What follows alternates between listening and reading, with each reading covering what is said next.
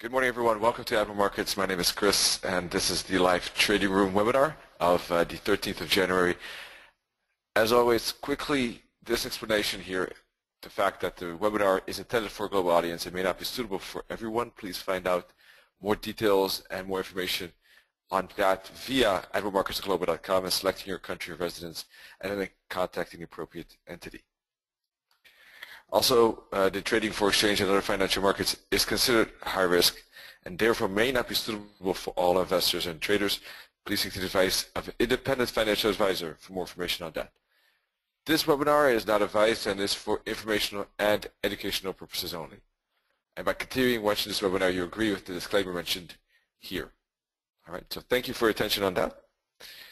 Today's focus, we're going to be concentrating on actually moving averages. Today is the main focus.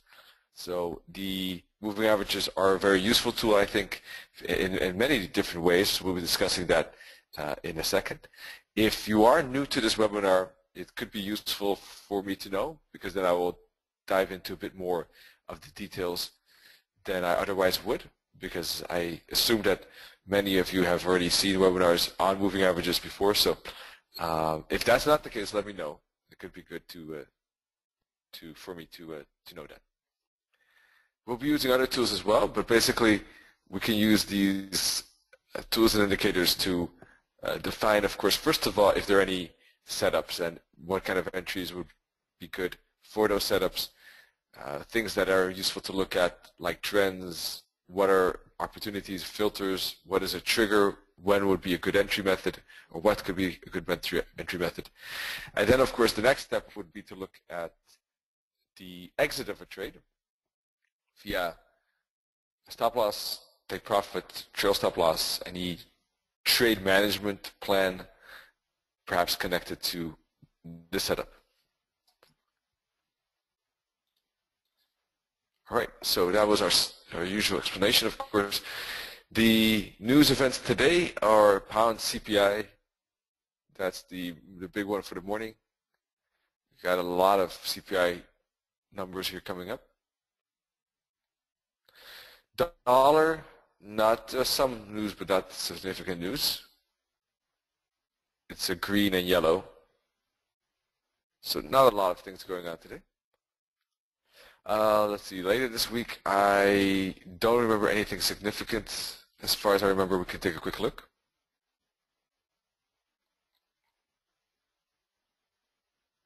Retail sales, core retail sales, PPI, CPI, euro and dollar. That's it.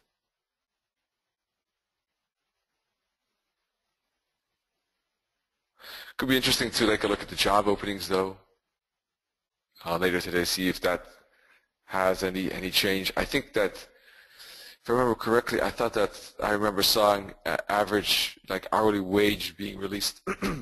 I don't see it now. I thought it was today, but maybe I had it mixed up. That could be interesting as well to see. You know, that's going to be interesting regarding the inflation, perhaps if it's increasing or not. Is for instance, yeah, the target being met, and a lot of that has to do with wages that have not really seen much growth. And it's going to be interesting to see if that kind of growth is visible in this month. A lot of other things are looking better for the U.S. than Europe, for sure, certainly. But one of those things that I think that hasn't been seen in the U.S. is those wages increases. So it's going to be interesting to see that. All right, anyhow, let's take a look at our charts. Let me move over to charts.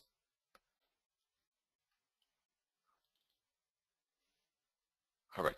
I have the standard template, not yet the moving averages. I will switch between both of them. First, I want to give you a kind of a blank view so that we just see how price action is moving, and then we'll add the moving averages. This is the euro dollar, of course, first of all. Euro dollar 4-hour chart. And what we're looking at basically is a grand fall. And if we put a fib on the swing high to swing low at the moment, then there's a lot of space between these fibs. There is, I think, some decent probability that the euro dollar could be correcting part of this swing high, swing low to the upside. Obviously, the euro dollar is in a heavy downtrend, no matter what time frame we look at.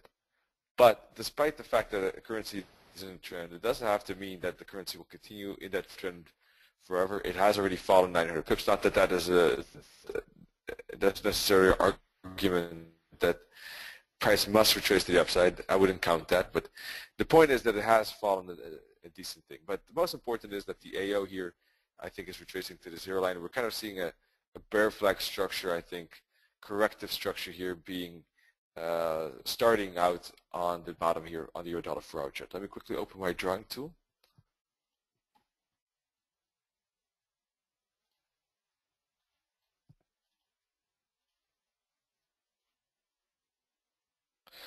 So I think that anyhow, as I open the drawing tool, we can go to the hourly chart. And you can see maybe the bear flag a bit better. This corrective, slow but surely steady upside movement. And this could last long. I mean, it could be faster, but sometimes these corrections can take longer than we expect. If you look at it from this perspective, you see what I mean now. Probably I can put a trend line as well at the bottom, right in here, and right in here, like that.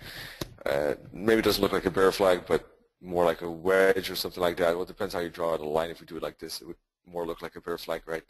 So it's anyhow a corrective pattern.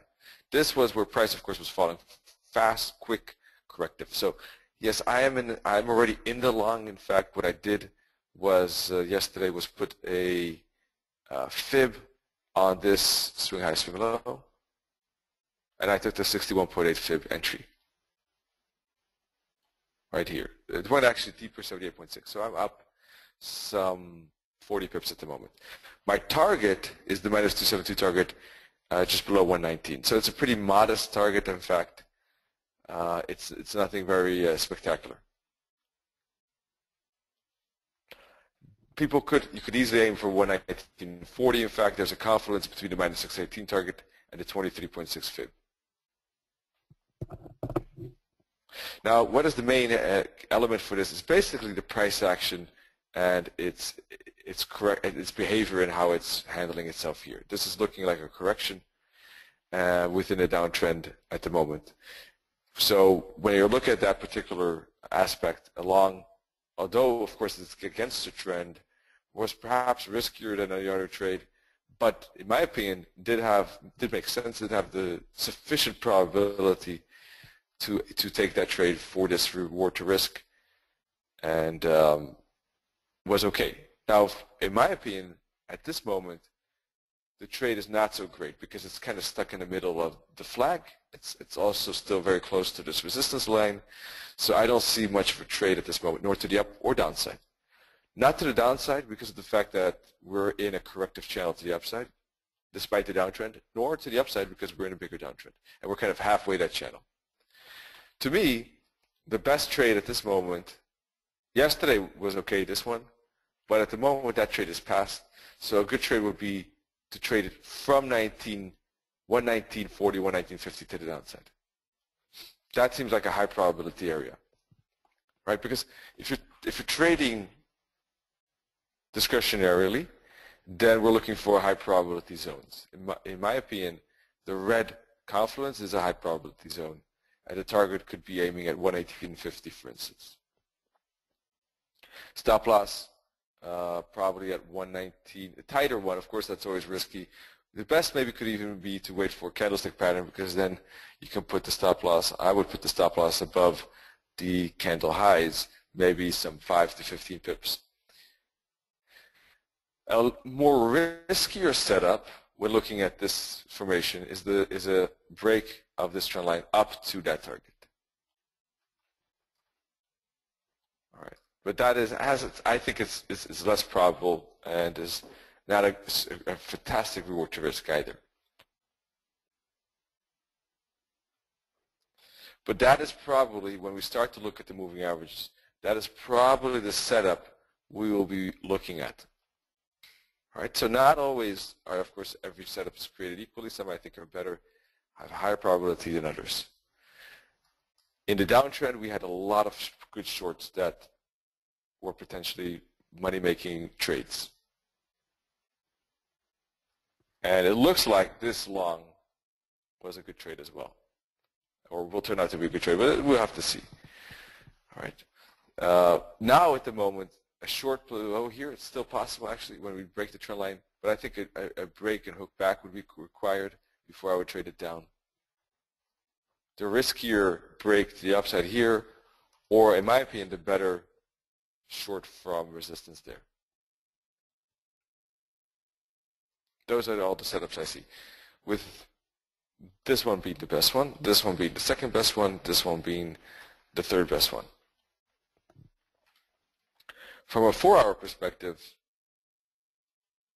the reason, by the way, why the short at the 23.6 fib, I still have a modest target, only aiming for about 100 pips, is because the 23.6 fib will probably be a high probability bouncing spot. But, there's one but, it could be just a stalling spot. What could happen is price breaks up to the 23.6, turns around at the 23.6, falls 50 to 100 pips, or makes a consolidation, and we see buyers step in again and push price one more time higher to the 38.2 fib. Do you see that? This is basically what I'm trying to show you here, is what could, the most likely, very possible path of price that we could expect. And we can assess probabilities at each step of the way. Now, of course, the more we get into the future, the more possibilities there are, and the less, more difficult it will become to assess probabilities to each and every scenario. But this one, an upside, a turnaround, an upside, and a turnaround, seems the most likely. And at the 38.2 fib, I would expect a bigger turnaround. So what are the best trades? In my opinion, at these blue dots, shorts at the 23.6 and the 38.2 fib. But the short at the 23.6 has a modest target. The short at the 38.2 fib, I would have a less modest target. I would aim for a bigger move down. I would aim, to be precise, not for 118.50. That's what I would aim for 23.6 fib. But with the 38.2 fib, I wouldn't hesitate to aim for the minus 272 target at 115.34, which is about 530 pips.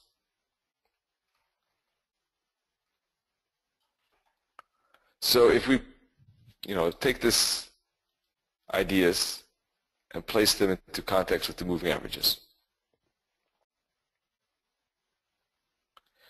we see first of all that indeed, just a quick reference, by the way, is that how nicely the 21 EMA band indeed shows the scope of the downtrend, doesn't it? First of all, the fact that the 21 EMA is below the 89, indicating the long-term trend. Second of all, the price is below the 21 EMA band, indicating that the price is below the short-term moving averages. Third of all, the angle of the 21 EMA band, as it is sharply traveling to the downside, slows down here with the consolidation a tad, and then accelerates again. Good angle. And also, fourthly, indicating also at which points price actually can use the 21 band as a resistance zone in a way. Right? Now we are actually here. We're at a, for a 4-hour world, I would consider a decision point. It's a talking spot.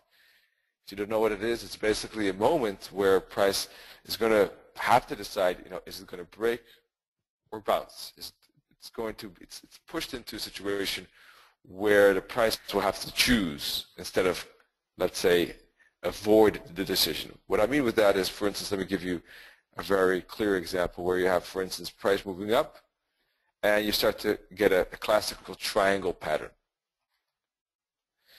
Price avoiding any decision is basically when price stays in that triangle. It just consolidates like that. Eventually, though, it reaches a point in that triangle, about 2/3 often enough as a rule of thumb, that it's going to break one way or another, either up or downside. That's a decision spot as well, where basically price either breaks up or down. Right. The other potential is that there's a support level, for instance, and price could either break, for instance, price is falling, okay, and price can break down, or price could bounce up. It's also a decision spot. It's a break bounce decision spot. Here, anyhow, back to the point is that here I think we are in that, because look, here the 21 band contained price and finally fell. Here too, the 21 band contained price. All right, but now it actually seems very threatening that it will be able to break above this 21, top of the 21 band. It looks imminent. It looks very close to me, but it hasn't necessarily done that as yet. So a 4-hour close, I would say, above 118.60 could be that dangerous, risky counter trend trade to the upside here. A 4-hour close, I think, would increase that likelihood. Target 119.50, 120.40, as we know, 120, 120.40, all these three numbers, in fact. But the lower we go, or actually also the higher time frames are showing the downtrend, right? The 21 far from the 34 EMA, accelerating away from it. The daily, same stuff. They look at the 21 band. Here, all of the resistance nicely, and all the price, all the candles below that band. But the lower we go to the time frames, the more we see the current struggle that's going on for downside. If we look at the 30-minute chart, what do we see? We see actually the moving averages all intertwined with each other, which doesn't surprise me at all when looking at this consolidation. On a 50-minute chart, you'll probably see, yes, just barely, but still, yes, you'll see the 21 band indeed already bullish. So basically, we have a few things on this chart. We have that trend line that we discussed with the naked chart, and that corresponds, it's kind of a confluence with the H3. That's a Camarilla pivot point indicator. And we also have, of course, the bullish moving averages here. So when price breaks above that level, you have that risky breakout, intraday breakout to the upside. This 50-minute chart is already kind of in a bullish mode, in my opinion. But it's probably the only time frame, though. That's why it's risky. And in fact, if anyone is so daring to take it, I'm not sure as yet, actually. I will definitely keep an eye on it, but I will not jump in as the first. I will be a bit cautious. I would wait to see, first of all, how price breaks here. And if it has some good candlestick closes near the high on the hourly and 4-hour, I will wait for the pullback. And maybe even look for candlestick rejection wick here to indicate the turn and back up again. So as you can see, I'm looking for some significant multiple confirmations, and I would not mind skipping and missing this trade at all if I don't catch it. I don't have any pressure to take that trade whatsoever. Well, of course, it's easier for me to say because I'm already in the long, I guess, but still, you still need to have, even if you're not in the long, you still need to have that same kind of, I think it's best to have that same mentality still. Anyhow, always, regardless of any trade, in fact, not kind of like needing that trade badly always helps, because think about it this way. The economy is basically all about us needing something maybe that we really don't want in a way. You know what I mean? Like the fact that, you know, we could be a lot more, or let me rephrase it. Let me say that we could be a lot more financially efficient if we were not so, if we need products less. If we really need something, we're willing to pay top dollar for it. High need means we're willing to pay for it.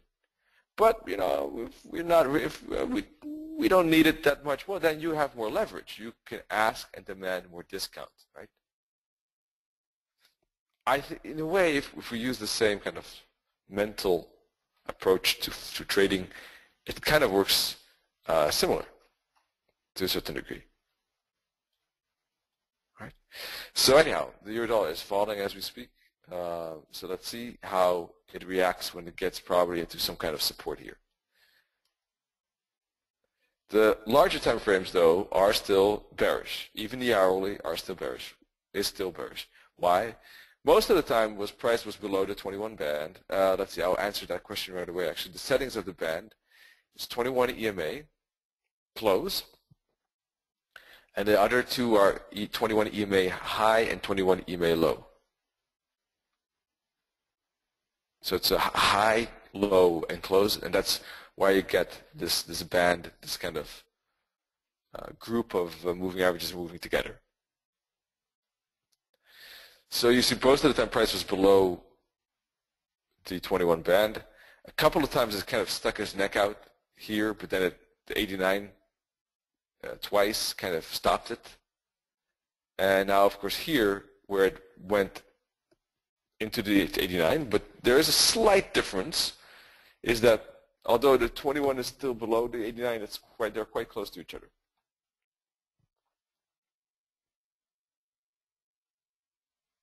All right. So if price indeed keeps falling like it does now, I need to see price break through this support line. First of all, I need to see it break below the 21 band. I would like to see price actually close with a strong hourly close below it. That could be a trade already. Or if there is a good hourly candle pushing through it like this, entry at the close, or I prefer actually, to be honest, not that one, but the pullback. Right here at the blue dot.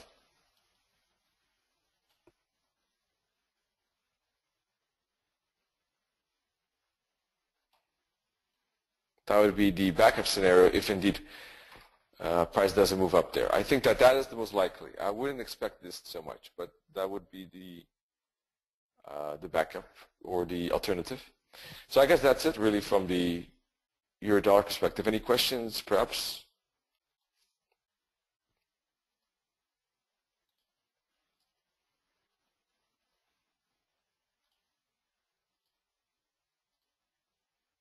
From a 4-hour perspective, you can see that kind of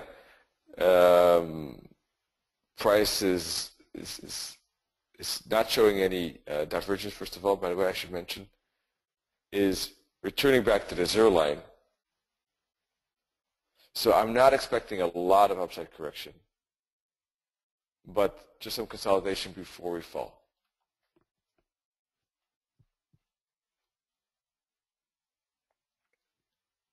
If today is an upside day, I wouldn't be surprised that tomorrow then is a downside day.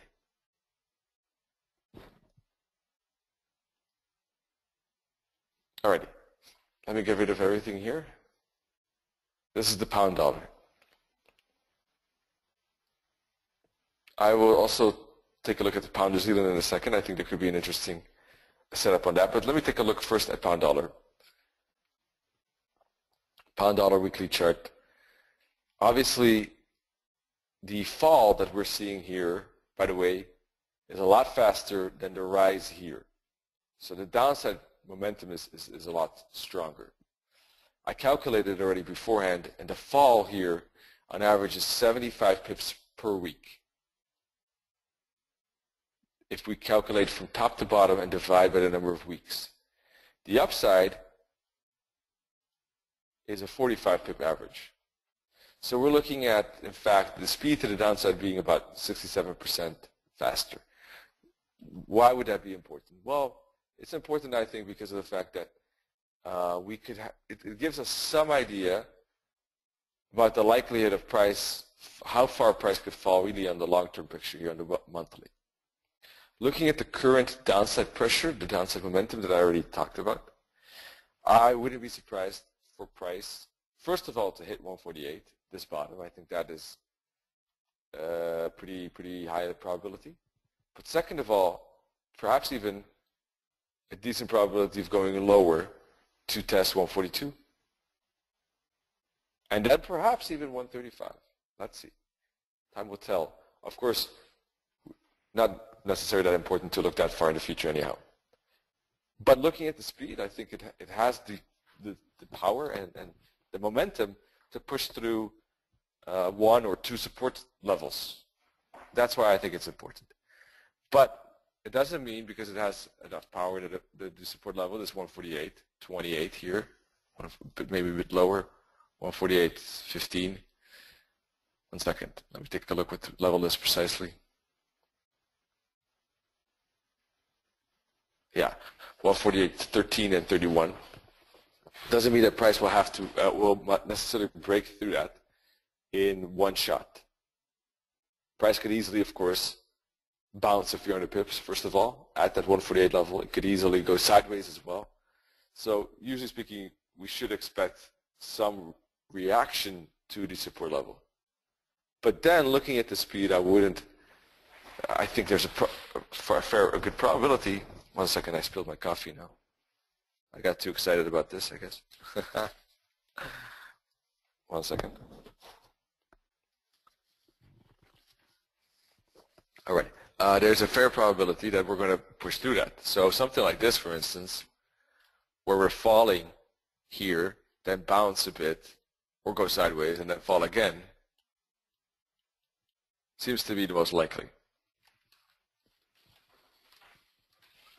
So zooming down, we can see that at the moment, the most likely trade and most interesting trade at the moment is probably downside down to 148 when looking at these higher time frames.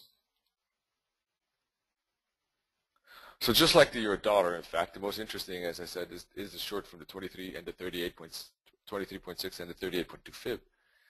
I think the pound dollar in that regard is probably not much different. Here too, the short is the most interesting. We hit the 23.6 already. The most interesting one is the 38.2 fib, though, 152.50 for downside to 148.30 for with what is a difference of about 400 pips.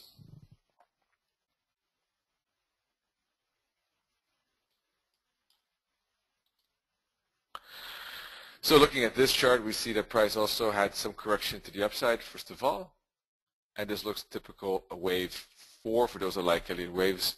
That is how it looks like. It looks like a corrective pattern.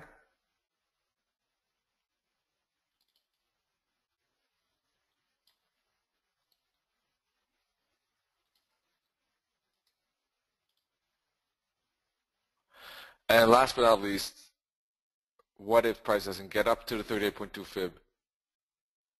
Then I'm going to have to take a look at this support level. I would prefer if price does get up a bit higher myself, but if it doesn't, then we have to. It's best to stay flexible and adjust then the plan to what's going on the ground. And with the ground, I mean, of course, the price. So let's take a look at the moving averages. What we'll probably see, or we don't even have to maybe, what we'll probably see is exactly the same copy of the euro dollar, in fact. So I don't want to bore you with the same thing. But I just quickly look at the Camarillo levels. I guess the L4 is going to be the interesting level here.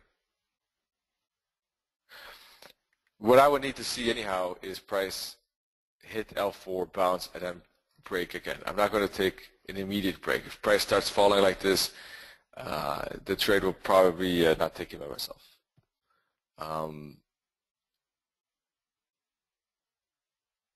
I think the pound dollar, by the way, is a bit more bearish than the euro dollar at the moment, in my humble opinion.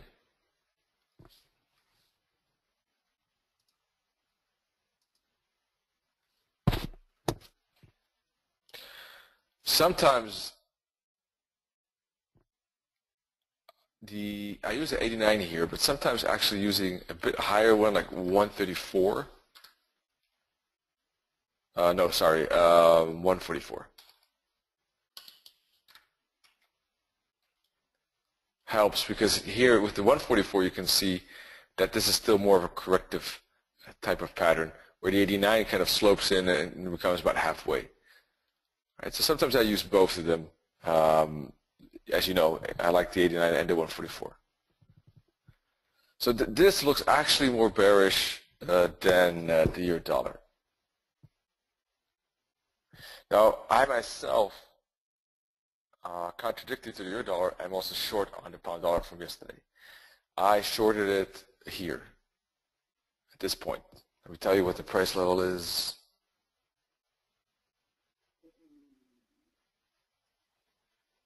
$151.65 with a stop loss at 152.09, just above this top. So that trade, I haven't hit the target yet. It's still open, so that could always be a setup. That I don't know. That choice is always yours, but that's my setup at least. I'm short at 151.64. Price could always hook back to 151.64 easily, but maybe at the moment it seems to be falling. But you know, these ups and downs always occur. So that's my short. So I'm short on the pound and long on the euro at the moment. That might seem contradictory to each other, but I think that from each currency's perspective, it does make sense. It's also a small hedge in a way as well, of course. Let's see. Otherwise, I don't really have anything to add. I think that from a breakout perspective, the breakout is not confirmed, but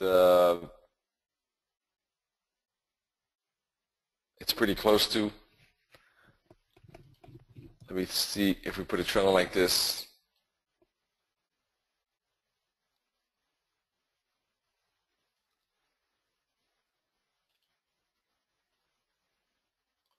Got several options here. I'm still thinking which one's the best. If the entry order at 151.64 doesn't seem appealing, the breakout could be the 4-hour candle close below this 21 band. The entry order could be, for instance, the bounce. If price does bounce here, it could be an entry order right underneath the fractal, for instance. That could be another scenario. If price has a bigger candle pushing through, then putting a pending order at the trend line, expecting a hook back to the trend line for further downside. Those are options. In fact, I think there's not a right or wrong here with regard to these options. It also depends which one each trader likes. I have a different preference at different points in time than anyone else, because it's very important, of course, that we choose something, a setup that and a way of entering that suits our comfort zone, and we don't force some setup. If we feel too nervous about a setup, it most of the time is not good, because then we're not going to have the willpower there to live through, let's say, a trade. Any trade is going to have its ups and downs, and we have to have kind of a pretty solid fundament, a pretty solid, how you say it, backing of our trade in a way. So if we are not too keen or don't assess too much probability to a setup, then maybe it's good to skip. Unless you're trading something very non-discretionary and you have an edge in numbers and you're just following a very strict set of rules, then perhaps, of course, that would be different.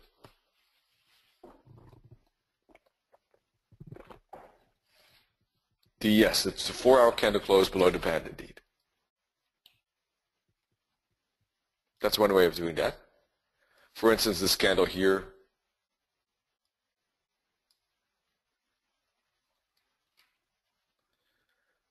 this candle, I mean, it depends from case to case, but this candle here, this one too, in fact, and that, I mean, if you have a tight stop loss, that would have turned into a loss, though. That depends, though. I mean, I often do like using 2 fractals back. For a 4-hour chart, definitely 15 pips. So if you were to use those rules, you would have actually survived this this move against the position, funny enough. Also, if you would have used the price action here to identify a very bullish candle, you might have exited. But that depends on the trade management more than the entry perspective.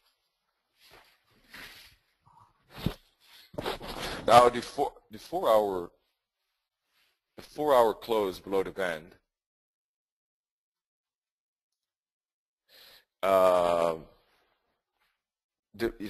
is of course just it could be an entry, but it could also be a trigger.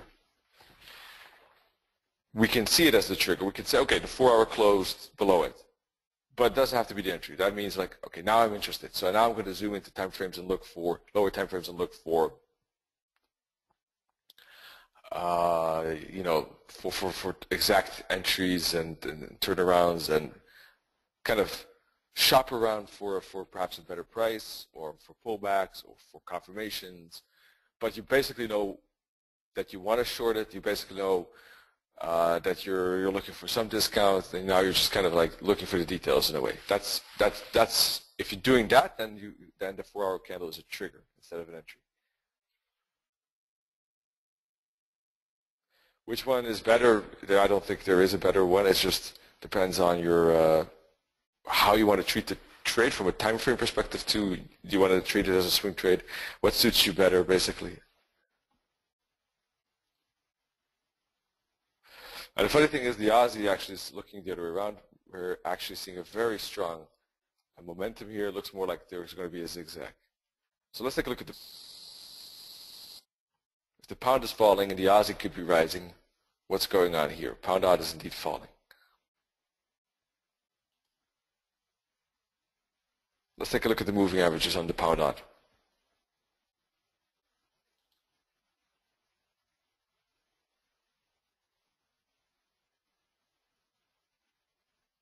And the pound odd looks pretty good to me at the moment. We got a strong 1-hour candle close below the 21 band. And we're about to get it on the 4-hour chart. So we're getting into, we're already in short territory. And anyone, I mean, I easily could take a short here. Now it depends, do I want to use it as a trigger, or am I looking for a bit of a pullback? So if it's looking at the hourly chart, I could take a pending order here, take a market order here, or place a pending order upon the retracement of this hourly candle about halfway. If I look at the 4-hour world, I could wait for the candle to close so that I have a 4-hour close below the band. Then either take a market order there, or once again take the retracement of the 4-hour candle instead of the 1-hour candle.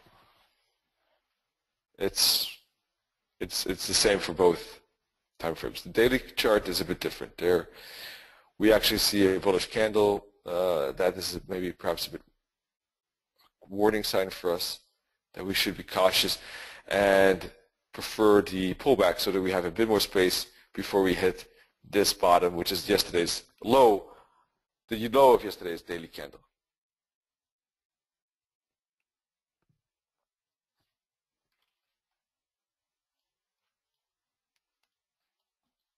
Now we do have a pound news, of course, which makes it riskier, so therefore waiting for the 4-hour candle on both the pound odd and pound dollar is probably the wise tactic because of the news event.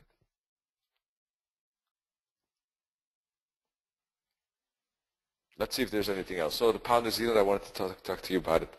The pound New Zealand, let me get rid of these levels.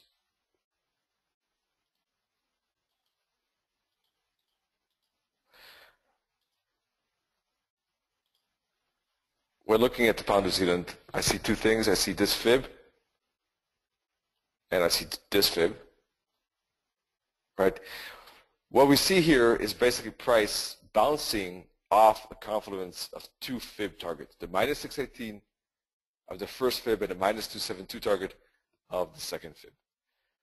Minus 618 targets are pretty big bouncing spots. So I think that is already a very interesting level to look for longs, and you can see price has reacted to that. It bounced 300 pips.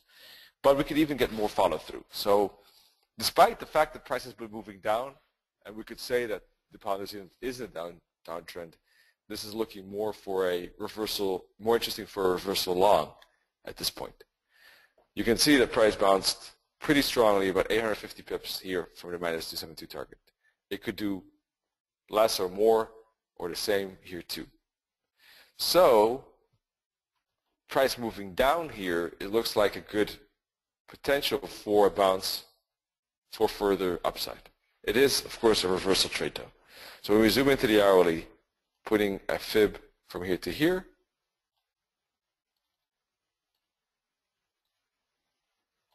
and waiting for the 61.8 fib or 78.6 fib as entries at 193.87 or 193.40 with the stop loss below the bottom, and the target aiming for, let's see, well, there's various targets possible, sorry.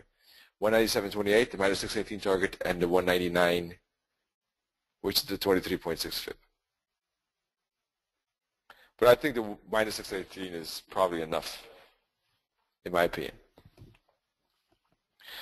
So that's basically the same like setup as I took on the euro dollar. Let's see, does it make sense? Is there divergence? That I think is important to have some divergence. We have some bad divergence between these bottoms. It's not proper because the AO didn't go back to the zero line here. So it's not as ideal as we wanted. The 4-hour chart too is a pretty strong oscillator reading, like the hourly. So yeah, the momentum is pretty bearish. Therefore, a long here is pretty risky. But I still think it has a decent potential.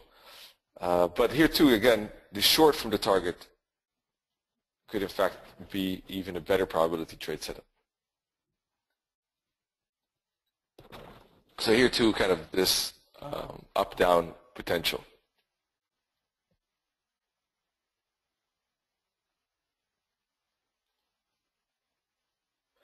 The dollar yen is correcting at the moment, so I'm not very interested in the dollar yen. It's very consolidation at the moment. Last week I told in this webinar that I think that the dollar yen, the breakout doesn't seem very likely, that we're going to probably correct lower, and that the interesting bouncing spots for me are at the 78.6 fib, and also if we do not stop there but actually correct lower than this 38.2 fib. For the moment, let's only focus on the 78.6 fib. Then get rid of this one here. Then basically you can see price stopping here at the 38.50, maybe here at the 61.8. So this looks like it's going to be a choppy downside motion until we get to the 78.6, I would say. But the most interesting is the long from the 78.6, which is the 116.68. The moving averages will be very bullish on the higher time frames and will be very mixed and intertwined on the lower time frames.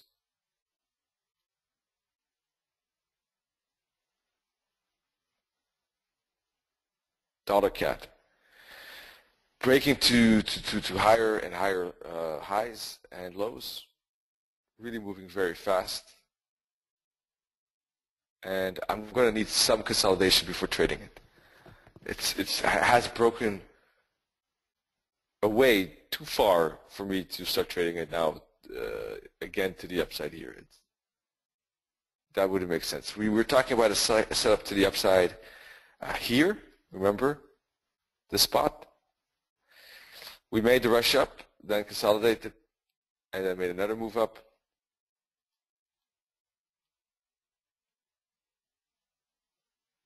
The difference between these fractals here is about 20 pips. We had a group of fractals. So it depends if you use the trail stop, how tight, you use that trail stop. If you will use 15 pips, you probably got stopped out in here. If you had more of a looser trade management, then you were able to survive that. Now I wouldn't be looking for longs. It's too, I would need some consolidation. I would need some correction. There's divergence. But I'm not jumping for joy to trade a reversal as yet here either. So neutral. Pound yen.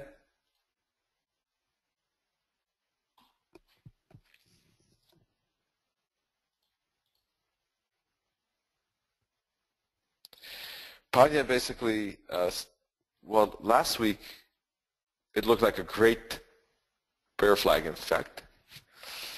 And we had a good break of the bear flag. Pretty sturdy pullback. And now go. It's quite choppy, partly because of the yen. It still looks more bearish to me, although the fall is pretty slow. So I still think that looking at overall situation, it's a pretty good short, as well as the pound dollar. We have the news event, of course. So let's see. But it is a pretty choppy mode at the moment. I think waiting for this 4-hour candle to see if it's bearish wouldn't do any harm either. This current candle, obviously.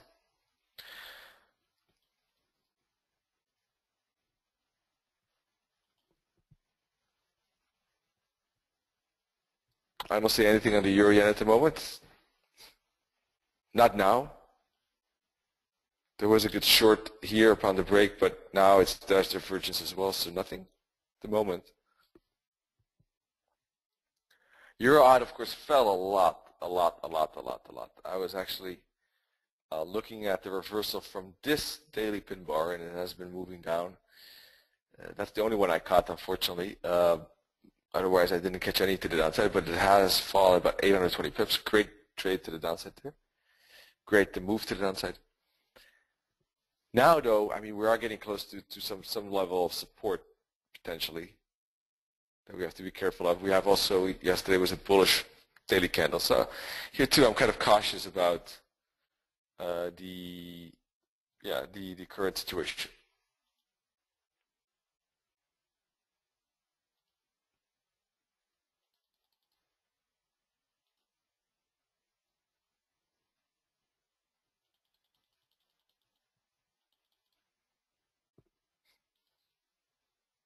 Let's see. Does anyone else have a preference with more maybe exotic pairs?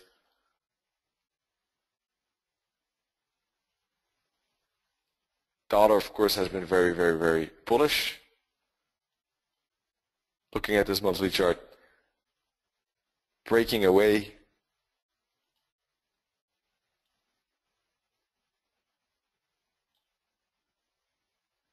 Getting very close to clouds at the moment because it's pushing so high. It's getting very, very, very far.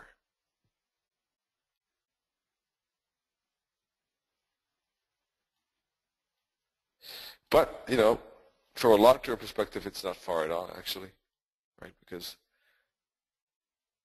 in a way,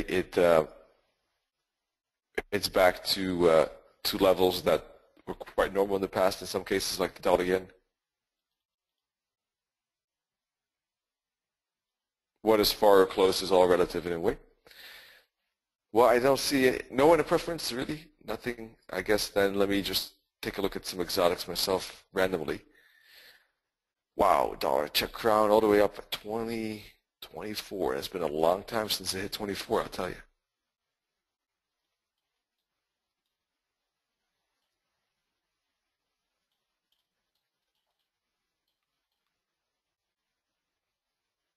Let me take a quick look when the last time was. 2005, that's not even that long ago. I thought it was even longer. Falling all the way to 14. Here, it really was half of its value against the crown.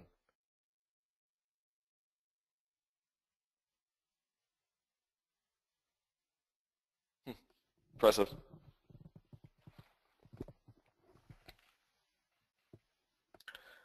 Let's take a look at odd yen. Otherwise,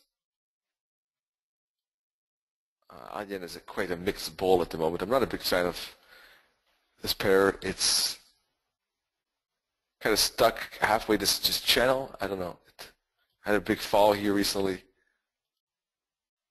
But I think we're seeing some Aussie strength, but also some yen strength. So I'm not a big fan of the odd yen. Let's take a look. Euro pound, kind of hanging close to support, but still a lot of bearish pressure. So not a big fan of that one either. Kiwi, no, neither. Dollar Swissy.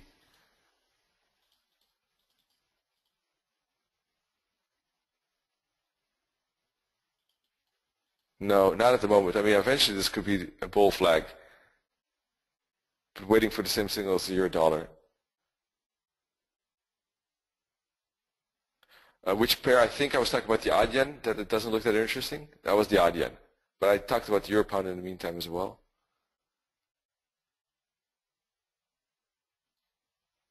and the dollar Swissy. This is the Euro CAD. Looking at the moving averages. Seems to be quite messy, as you can see. I don't know, not a big fan of this chart either. Sorry for that, but no. Nope, it's not not that inspiring to me. And that's okay. You know, you don't have to force a setup always.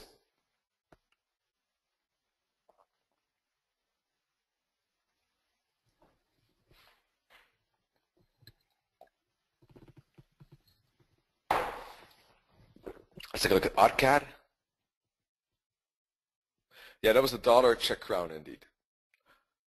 I always keep an eye on it because I live in the crown country, so Czech crown country. AutoCAD. Well,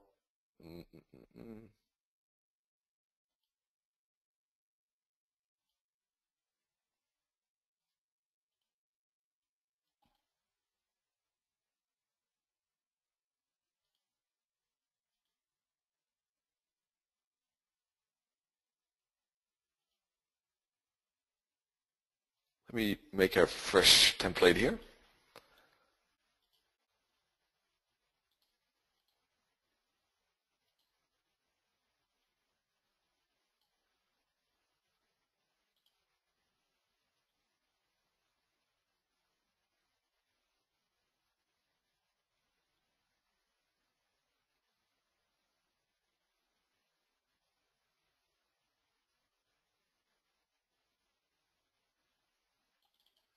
Just checking where the fibs are at the moment.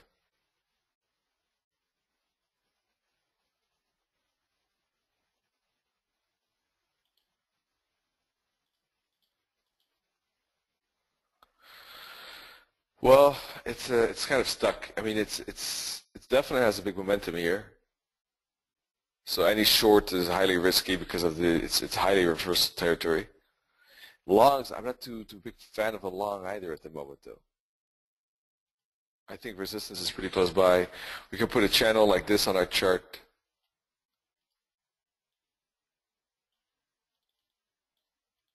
And you can see that channel, it looks like we're pretty close to a potential top of the channel. I don't know, doesn't look like there will be a ton of space left. So not that interested in either side. I guess that really is all my perspective at the moment. I mean, odds perhaps. I mean, we were looking at the very exotics now, but nothing seems to be very fantastic at the moment. In the exotics, I mean, the majors actually seem more interesting. Well, the odds, actually, the odds Swiss is a bit different. The odds Swiss maybe looks good for upside if you think about it. But here too, we had a pretty strong impulse already.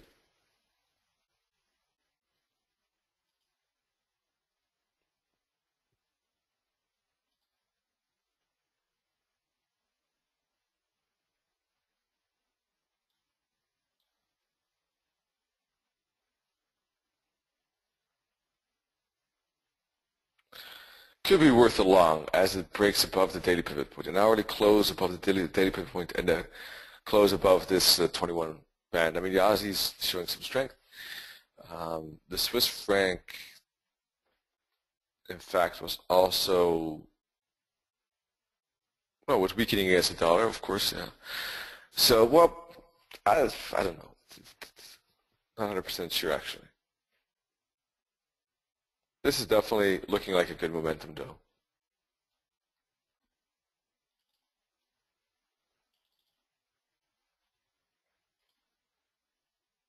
So it could be a good break to the upside on this this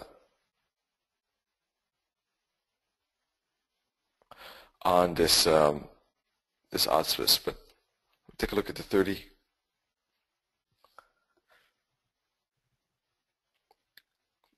Yeah, basically a close above the HT short. Possible, I guess, yeah. Let's see, USD RON. I don't think I have that one on the charts, unfortunately.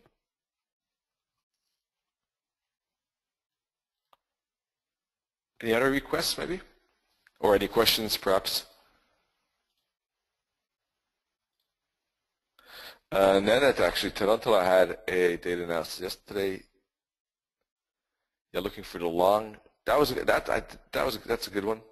I like it. I didn't take it myself, but I did find that pretty probable that indeed a zigzag would indeed take place.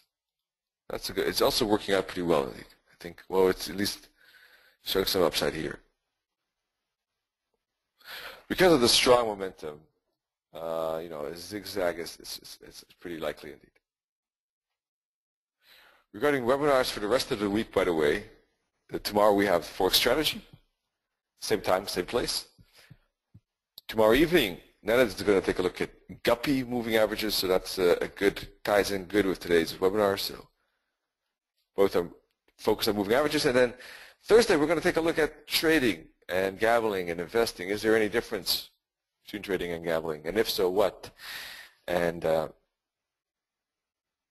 depending who you are and how you look at things, and how does investing tie into that. So we're going to look at all these things, and join us then. These guppy moving averages and the trading versus gambling versus investing, those are at 5 p.m. GMT time.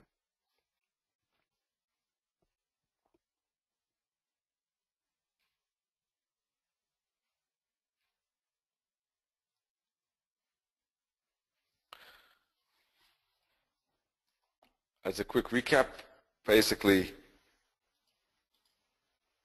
euro dollar, interesting decision spot, break down or bounce up. I think bounce up is more likely, but time will tell what price will do. In fact, pound dollar, indeed too, correction higher or break lower. Pound dollar looks more set, a little bit better set for downside though. Euro dollar a bit better for your upside.